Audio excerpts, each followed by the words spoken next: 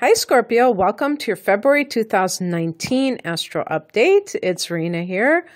So, Scorpio, as the month begins, the sun is in your fourth house of home and family. So, the sun is a very positive force in our lives, has a healing energy. This can help you with your relationship to your mother. This can be great for any kind of home-based business or home-based projects because your heart and your passion is in the area of your home base. And so even somebody who is giving birth and becoming a parent or taking care of their child can feel very fulfilled in this role because the sun is aspirational for us.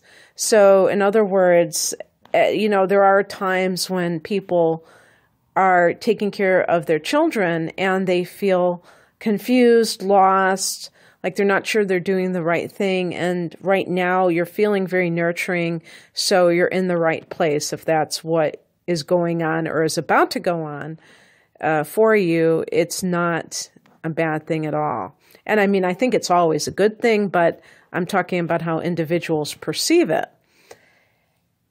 And there was something else I wanted to say about this, and I can't think of what it was. What I was going to say is that there's energy in February that could be dealing with new love coming into your life. However, this new love may not really come to full fruition until March, because that's when the new moon in Pisces is occurring, and that's your fifth house. But just by looking at some of the other transits here, there could be something where if this is some, I don't know, this may only apply to a select few of you, but I'm wondering if you're going to have any kind of situation with a friend that either you find out has been meddling with your marriage, either having an affair with your partner, or that you are seeing somebody, maybe it's somebody's ex, maybe you're not cheating or anything like that, but that could end a friendship. But I'll get to that in a minute. I'm not saying that's going to happen for all of you, so please don't downvote me just yet, okay? So on the 3rd, Venus goes into Capricorn, which is your 3rd house. And Venus in the 3rd house can actually be good for finding love online, like a dating service or something like that, or possibly through your siblings, through a brother or sister. Maybe one of their friends your sibling introduces you to one of their friends, and you hit it off right away. Venus in the 3rd house can be making peace with your siblings. If you've had any kind of conflicts in, perhaps this would probably have been more at the end of 2018, and now you're ready to kind of mend the fences and stuff like that. You could gain through the internet, through writing projects, through teaching, and public speaking with Venus in the 3rd. On the 4th, the new moon is in Aquarius, your 4th house of home and family. So there might even be something connected to buying a house, and Venus in the 3rd could be like, I don't know. I mean, unless this is something where you're dealing in real estate, I don't know if you would be selling it like as a profession or a finder's fee or something like that, and you're profiting in the 3rd house from your local area through real estate matters. But you do have new moon in Aquarius the next day on the 4th, and this is that home and family sector. So there could be a new home involved.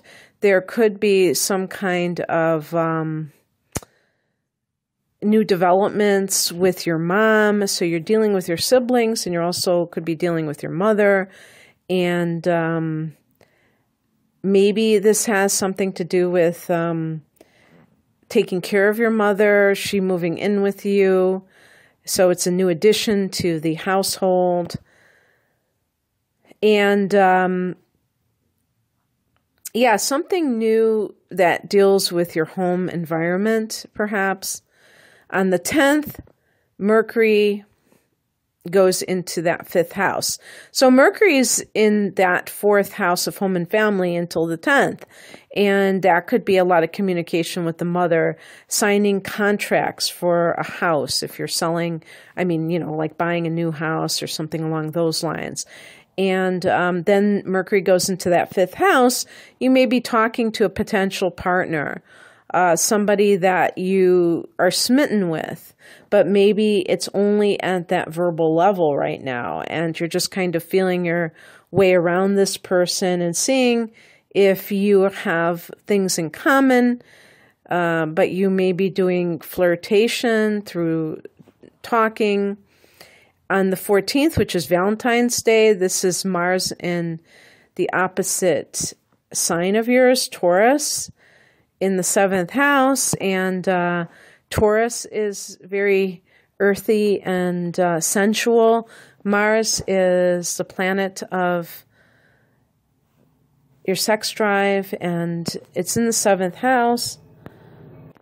So for couples, for people who are coupled, this can be like injecting new pizzazz into your committed partnership. And for others, this can actually be conflict and you not agreeing about something. And so that could be some sort of conflict between the two of you. But it could just simply be that you're very active together. Maybe your schedules are finally in alignment and you're able to do things more as a couple. And so you're more active as a couple. On the 18th, the sun goes into the 5th house to join Mercury. And, I think that's, Mercury is there and the sun during this month. Next month, you will have a new moon here.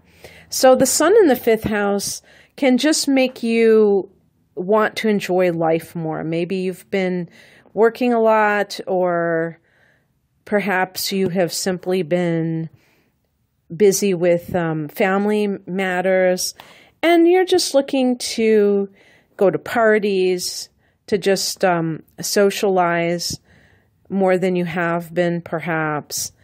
And Scorpio, you may also feel like you want to just maybe you're just feeling that sense of love with somebody because the sun rules the 5th house. So all of those things that we associate also with the tarot card, the sun card, which is about love and children and stuff like that, you're really involved in that. So unless you're like a new mother with the new moon in the 4th house, you may be enjoying being, having a child.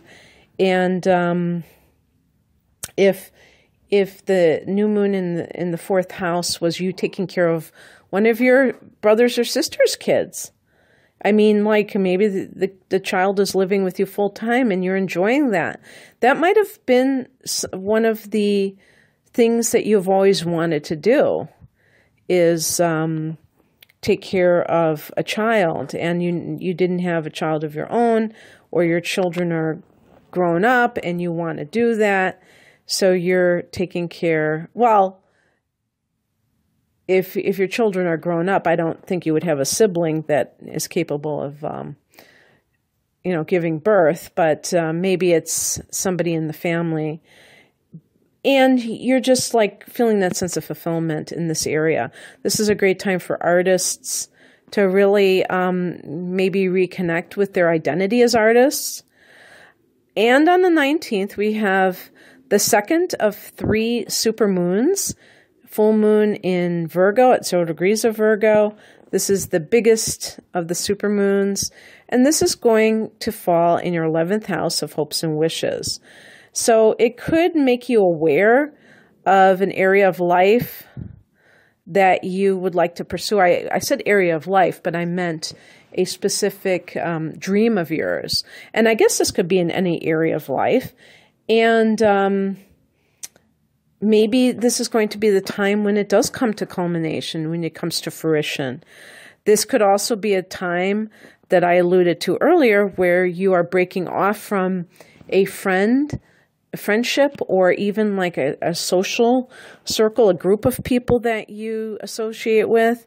And if so, there may be a good reason for it, Scorpio. You may feel that you've outgrown this social circle. You may want more for your life than what their influence provides. You know, when we are trying to make our dreams come true, sometimes we do end up shifting our alliances and kind of like leaving certain relationships. They could be personal relationships or a workplace situation or a friendship. Even like if you have a whole circle of friends, you may feel like you are not vibing where they're at, and that neither of you is, or, you know, if it's a group of people, that none of you or them are not benefiting from each other's company anymore. And so I don't say that with any kind of negativity attached to it. It might actually be the best thing for you because, again, you may have some revelation at the time of this full moon about what your long-term goals really are. And you may realize that you can't pursue them without distancing yourself from certain people that you feel maybe they're naysayers, they're not supportive of you enough. And this can really shift your life into a higher gear. You know, it really can if it's done for the right reasons. So never fear that, because it, you know, you're a Scorpio, you tend to be loyal because you're a fixed sign, but be loyal to your own dreams first and foremost. And if somebody that you live amongst, or I don't know, can I talk today?